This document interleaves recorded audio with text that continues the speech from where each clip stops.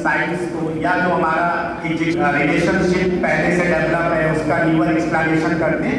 बहुत सारी चीज़ें हम इस बात में करते रहते हैं। और ये जो डिजिटल एज चल रहा है, इस डिजिटल एज में कहीं ना कहीं हमारी पूरी शिक्षा जगत को प्रभावित किया हुआ है। और इसकी जो टेक्नोलॉजीज हैं उन्होंने निश्चित तौर पर रिसर्च को भी बहुत ज़्यादा बढ़ा। रिसर्च का जो प्रोसेस है, हर एक प्रोसेस में टेक्नोलॉजी आज जुड़ती जा रही है।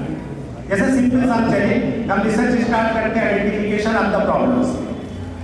आइडेंटिफिकेशन ऑफ द प्रॉब्लम में जब टूल्स की बात करते हैं तो बहुत सारे ऐसे टेक्नोलॉजीज हैं, जैसे रिसर्च स्कॉलर या गूगल स्कॉलर है, रिसर्च गेट है, इसके साथ साथ हम लोग का शोधगंगा है और डिफरेंट डेटाबेस है जिनके माध्यम से हम लोग अपनी जो प्रॉब्लम होती है आइडेंटिफाई करते हैं। प्रॉब्लम को आइडेंटिफिकेशन के बाद रिव्यू का नंबर आता है। जब हम रिव्यू करने जाते हैं तब भी रिव्यू में साइटेशंस के लिए या रेफरेंसेस या ऑर्गेनाइजेशंस के लिए हम लोग विभिन्न डिजिटल टूल्स का प्रयोग करते हैं, जैसे मेंडले है, एंडनोट्स है और भी बहुत सारे टूल्स हैं जिनका हम लोग वहाँ पर प्रयोग करते हैं। डेटा कलेक्शन की बात आती है या हाइपोथेसिस फॉर्मुलेशन उसके बाद आता है। हाइपोथेसिस फॉर्मुलेशन में भी आजकल हम लोग बहुत सारे जो माइंड ऐप आ रहे हैं उनका हम लोग प्रयोग कर रहे हैं। जैसे यस माइंड ऐप आ रहा है, उसका हम लोग रिसर्च की क्वेश्चंस को फाइंड करने के लिए या हाइपोथेसिस फॉर्मुलेशंस के लिए हम लोग उनका प्रयोग कर रहे हैं। डेटा कलेक्शन है, डेटा कलेक्शन में तो जनरली जब सर्वे करने जाते हैं तो सर्वे मंकी ऐप करके आ रहा है, उसका आजकल बहुत ज़्यादा लोग प्रयोग कर रहे हैं। कोई भी ऐसा एरिया नहीं है रिसर्च प्रोसेस का जिस एरिया में हम डिजिटल टेक्नोलॉजी या एप्स या वेबसाइट इन सब चीज़ों का उपयोग ना कर रहे हैं। तो आज का लेक्चर इसी पर आधारित है। और जैसे डेटा कलेक्शंस के बाद हम लोग डेटा एनालिसिस पे आते हैं। दो तरह के एनालिसिस है, या तो हमारा क्वालिटेटिव या मिक्स मेथड होता है। अगर क्वांटिटेटिव मेथड है तो SPSS है, पाइथन है, R है, एक्सेल है, इस तरह की चीज़ों का उपयोग करते हैं। वहीं पर अगर क्या कहते हैं कि हमारा क्वालिटेटिव डेटा है तो हम लोग NVivo टाइप के टूल्स हैं उनका उपयोग कर रहे हैं।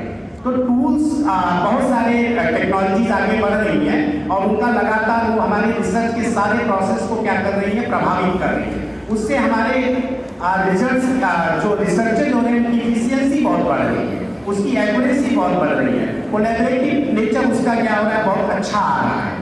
इसके अलावा जैसे हम शोध कार्य कर लेते हैं तो हम लोग को शोध कार्य को पब्लिश करना होता है, उसके लिए भी हम लोग क्या कहते हैं, बहुत सारे रिपोजिटरी हैं उनका हम लोग उपयोग कर रहे हैं। शोध के हर एक कार्य में आप जो शोध कार्य करते हैं, प्रूफ रीडिंग के लिए है, प्लेगरिज्म के लिए है, इनफ्लिपनेट पे हम जाकर के अर्कुन डैन जैसे करते हैं, या टर्निटिन है, इन सब का प्रयोग करते हैं। पेपर लीक्स है, प्रूफ रीडिंग के लिए उसका प्रयोग करते हैं और बहुत सारे ऐप्स हैं। कोई भी एरिया ऐसा नहीं है रिसर्च प्रोसेस का जहां हम लोग डिजिटल टूल्स का प्रयोग ना कर रहे हैं। और जो ये समय चल रहा है, इस समय हम लोग मांग करके चलते हैं, हम सारी भारतीयों की अभिलाषा है, उत्कंठा हम लोग की ये है कि हमारा देश विश्व गुरु बने। और मेरी अपनी निजी मानना है या मेरी अपनी एक सोच है कि हम विश्व गुरु का खिताब तभी पा सकते हैं जब गुणवत्तापूर्ण शोध कार्य हमारे यहाँ और इनोवेशन को हम लोग ज़्यादा से ज़्यादा बढ़ावा देंगे। ये एक निश्चित है कि कई मार्ग में से एक मार्ग ये भी है और सशक्त मार्ग है, गुणवत्तापूर्ण रिसर्चेज और इसके साथ साथ इनोवेशन। ये निश्चित हमें विश्व गुरु की दिशा में आगे एक कदम बढ़ाएगा और हम आगे एक कदम बढ़ा करके इस ओर अग्रसर हो सकते हैं।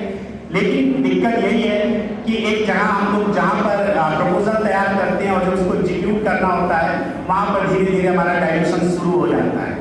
तो कहीं ना कहीं जो एक शोध कार्य हम लोग करने के एक स्टार्ट जहाँ से करते हैं, जाते जाते थोड़ा सा कहीं ना कहीं भटक सा जाते हैं।